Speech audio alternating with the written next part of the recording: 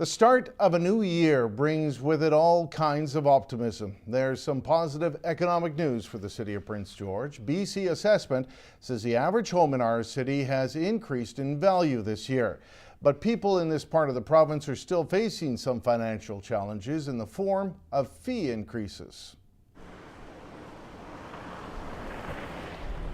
Prince George's competitive housing market is seeing another boost. Homes continue to grow in value, according to the latest property review done by BC Assessment. They're based off of a July 1st, 2014 valuation date, and you should receive them in your mailbox in the next couple of days.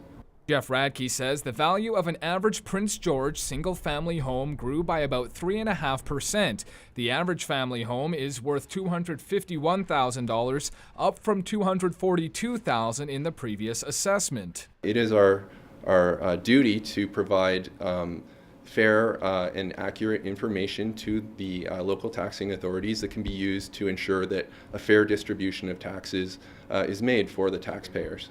Prince George homeowners can expect their values to increase by anywhere between 0 and 15% this year. Across the city, that means about $586 million has been added to the local assessment roll. The growth will trickle down to City Hall as it benefits from a 2.5% property tax increase approved in October. But BC Assessment says there are benefits to taxation. It means it's a healthy community, and it means that the assessed values that we are providing to the local taxing authorities can be used to raise revenues for the various services that are used throughout the communities. Provincial rate increases are also looming. Jordan Bateman with the Canadian Taxpayers Federation says those will also weigh on people in Prince George.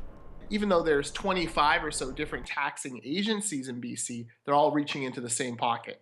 A 6% rate increase is on the way from BC Hydro in April. The Taxpayers Federation says that equals about $72 for the average home. Basic car insurance from ICBC is also believed to be on the rise this year, the Federation pegging that number at $36 for the average car. I suppose you could argue that, there should be some sort of up creep in government taxes if you're really going to buy the argument of inflation. But the truth is, governments don't stick to that rate. They're increasing plus adding the inflation rate. Premiums for BC's medical services plan are on the rise as well by about 4%. I've always thought that the Premier should get all of the taxing agencies in British Columbia into a room together and have a discussion about, exactly how much people on fixed incomes, people, families, people just starting out can actually afford when it comes to taxes. Ryan Kessler, CKPG News.